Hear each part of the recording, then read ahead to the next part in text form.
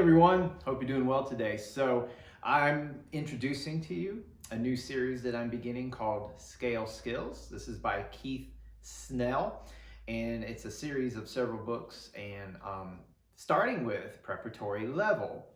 So Scale Skills goes through scales, chords, arpeggios, and finger exercises. These are vital to becoming a better pianist. So scales, chords, and arpeggios, that's basically what music is composed of. It's the foundation to basically everything you're playing. Whether you're playing a piece of music by ear or whether you're reading the notes on the page, it's all composed of some combination of scales, chords, and arpeggios. So going through those is not only important for understanding music and music theory, but they're also great for developing technique. You also have finger exercises in these books, which specifically is designed to strengthen your fingers. So if you think about it, outside of playing the piano, maybe you do a computer keyboard, but other than that, when do you really use your fingers? When do you get a chance to really strengthen them? So, and you definitely need strong fingers, to improve your piano abilities. So that's where exercises come into play, which these books also introduce.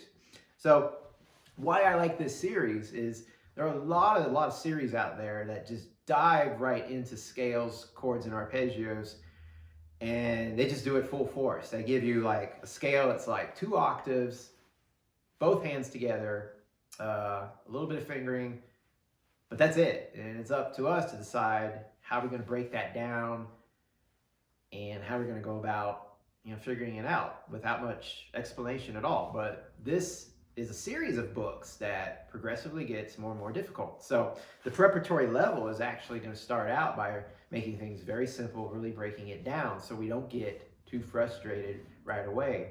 And this will improve our accuracy as well as our understanding of how these things are constructed.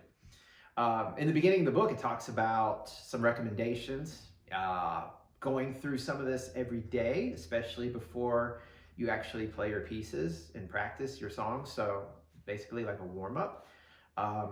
It's really up to you to decide, how much time you put into it. But, 10 minutes probably would seem just fine. You definitely want to spend most of your piano time playing songs, practicing songs, because that's what we're here for. But at the same time, these exercises are really vital, especially warming up. You don't want to, if you're playing a sport, you want to go full force, you want to warm up. So these are kind of like the stretches in a way. It also talks about in the book using a metronome, which I'm not going to use a metronome in these lessons, but I do talk a lot about playing slow and playing steady. So it recommends, 60 beats per minute is a good starting pace. And, that's basically a note per second, or I should say a beat per second. So that's pretty slow. And it's always good to start slow. You got to be accurate first. But again, I won't personally be using a metronome, but I will enforce steady, slow playing throughout this book. And that's basically it when it comes to this. So I recommend this series again because it's progressive, it starts out easy, it breaks things down well. And again, just in general, get into scales, chords, and arpeggios. It's really, really important for your understanding, as well as developing proper technique and stronger fingers for better playing. All right, so I wish you all the best. Look forward to seeing you in that first lesson.